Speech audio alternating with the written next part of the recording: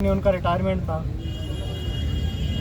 उन्होंने अपना प्रमोशन 2 साल पहले से मांगना शुरू किया था। कार्यालय अधीक्षक की पोस्ट होती है, हर आदमी चाहता है सीनियरिटी के हिसाब से रिटायर हो।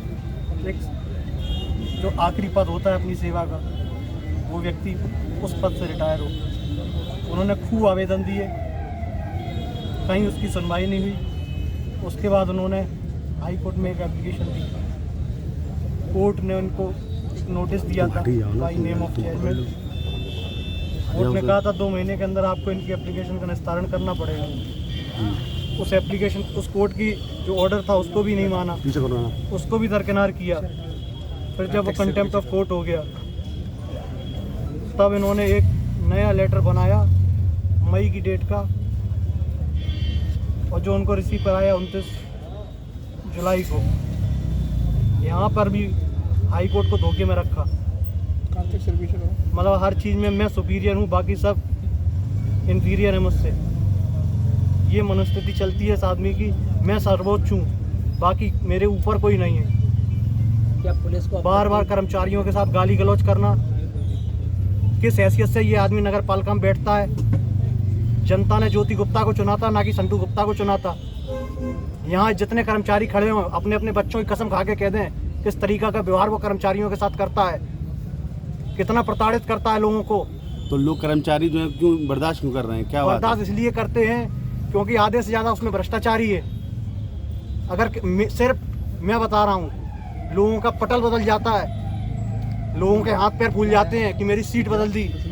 25 साल में जितने भी ट्रांसफ़र हुए, मेरे पिता ने कभी किसी पे वो नहीं किया। पूरा इटावा शहर जानता है, निष्पक्ष छवि का आदमी था वो। आपके कभी पिता, एक पैसे की रिश्वत नहीं ली। आपके पिता हमेशा कर्मचारियों की लड़ाई लड़ी। यहाँ जितने खड़े हो कर्मचारी बता दे, 3000 रुपए भी नहीं मिलते थे इनको।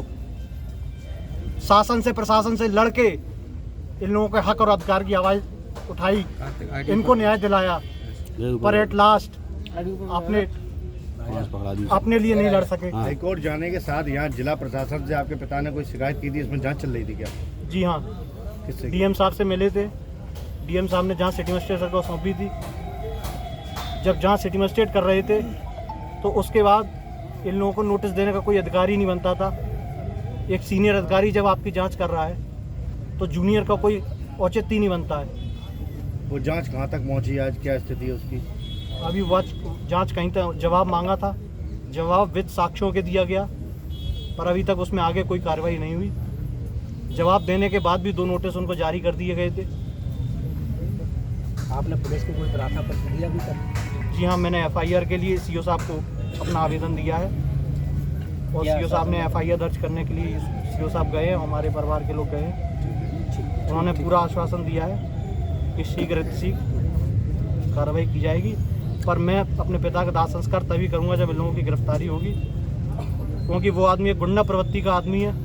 हो सकता है कल को मेरी जान को भी खतरा हो, पर मैं अपने पिता के न्याय के लिए, अगर मेरी भी बलि जाए तो मैं झुकूंगा नहीं, रुकूंगा नहीं, अपने स्टैंड पे अडिग रहूंगा। और ऐसे लोगों को मैं पूरे समाज से कहना चाहता हूं, ऐसे लोगों का साथ देना बंद कर दो। जो पढ़े लिखे हों, ऐसे लोगों का साथ देना, ऐसे जाहिल गमार जुआरी, जो ऐसे लोग जो लोगों के हत्यारे हैं, जाने कितने लोगों का उसने शोषण किया होगा। एक स्वाभिमानी व्यक्ति थे मेरे पिता, उनके स्वाभिमान और सम्मान को ठेस पहुंची। कल से ये मुद्दा चल रहा है, क्या कोई पॉलिटिकल प्रेशर भी है आपके ऊपर? मेरे ऊपर किसी चीज़ का कोई प्रेशर नहीं है। मैं सिर्फ अपने पिता के लिए न्याय चाहता हूं। उन्होंने अपने नोट में साफ कहा है, इन 5 लोगों द्वारा प्रताड़ित किया जा रहा था। मैं सिर्फ इन लोगों के खिलाफ कार्रवाई चाहता हूं, ताकि उनकी आत्मा को शांति मिल सके। ठीक, ओके, हटा। ठीक, ओके।